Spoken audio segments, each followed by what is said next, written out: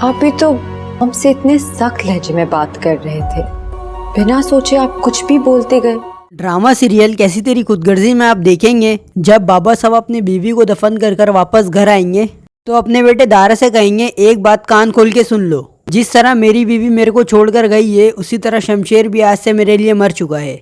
अब अगर किसी ने उसका नाम लिया या उसका जिक्र किया तो मैं भूल जाऊंगा कि मेरा उससे कोई ताल्लुक है। सब घर वाले को बाबा साहब एक जगह खड़ा करके और सबके कान में ये बात ढाल देगा, इस घर में अब कोई भी शमशेर का जिक्र नहीं करेगा। इस तरह मेरी महविश मुझे छोड़कर गई है उसी तरह शमशेर भी इस घर के लिए मर चुका है। अगर कोई भी शमशेर से राब्ता करने की कोशिश करेगा तो वो इंसान उसी दिन इस घर से बाहर होगा। अब मैं किसी की भी मुंह से शमशेर का नाम ना सुनूं। दारा तो फिर भी अपने बाप को समझाने की बहुत कोशिश करेगा कि बाबा साहब अपना फैसला बदल दे, आप इस तरह शमशेर से ज्यादती नहीं कर सकते हैं। बाबा साहब कहेगा कि मैंने कौन सी ज्यादती करी है उसके साथ, आज उसकी माँ मरी है तो सिर्फ और सिर्फ उसकी वजह से। और तुम मुझे समझा रहे हो अगर वो उस लड़की को उस टाइम छोड़ देता तो आज इसकी माँ जिंदा होती। अगर तुम्हें शमशेर से इतना ही लगाव है तो तुम भी इस घर से जा सकते हो। मेरे फैसले से किसी को एतराज हो या ना हो, मेरा आखिरी फैसला यही है। फिर बाबा साहब अपने कमरे में चले जाएगा और कमरे में जाकर अपनी बीवी की तस्वीरें देखेगा और उसको उसकी बीवी की सारी बातें याद आएंगी